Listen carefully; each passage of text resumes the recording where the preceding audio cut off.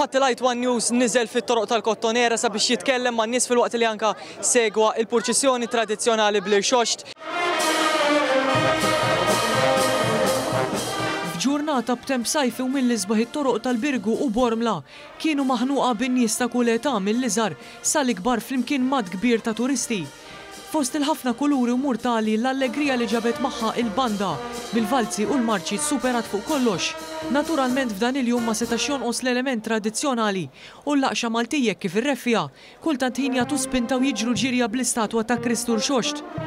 One News segwa tnejn mill-aktar ġirijiet popolari u frekwentati, dawk li jsiru fiż-żona magħrufa bħala x-xejra ta' Bormla u dik li saret fil-pjazza tal-Birgu. Ta' min jinnota kif il-ġirjiet intlaqgħu ċabċib qawwi minn dawk preżenti.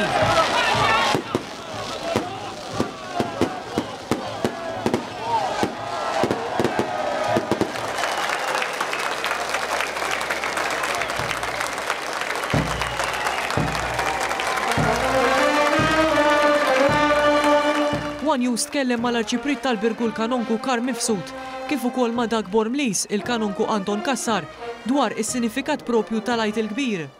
Offol tal-fidi tagħna, veru Kristu qam rebbieħ dik il-fidi. U għalina l-Vittorjożani huwa punt importanti ħafna għaliex inġeddu tifkiriet sbieħ ħafna min-nies kulħadd jiftakar fil-familja tiegħu, fl-eżis tiegħu li ċċelebraw dan il-jum kif qegħdin nagħmlu aħna llum.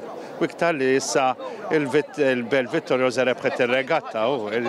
Għalija jfisser ħafna l-Irxoxt, għalija jfisser it-tama, r-rebħa li Ġesu għamel fuq il-mewt u fuq it-tnub.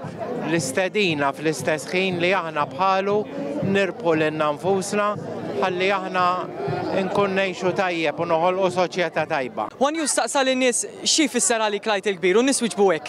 Xi ħaġa kbira u għax reġa' ċosta l-bambin u ġifieri.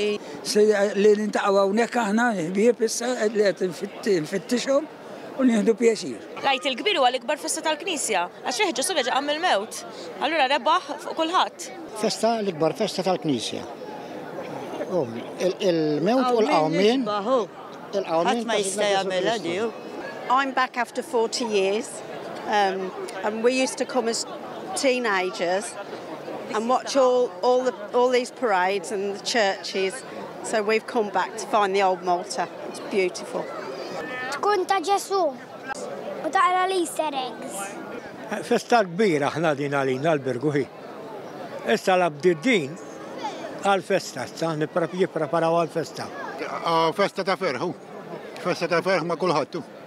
L-Għid il-Kbir għalija jfisser li Ġesu qam il-mewt u hija ferħ kbir madwar il-pajjiż. Jien għalija l-Għid il-Kbir hija festa importanti u l-qawmien ta' Ġesu mill-mewt u sinifikant għalija li n-nistrani. No, I'm Belgian and this is the 15th time I play this year in the Irxoxt procession of Birgu, which is lovely to do. It's for me like an annual tradition. I am bandist tal-post here in Banda San Lorenz. L-Irxoxt, il-qofol tagħna tar-reliġjon. Għal-Knisja l-ikbar festa imma għalina l-Vittorjożani l-Irxoxt tara n-nies tal-Birgu.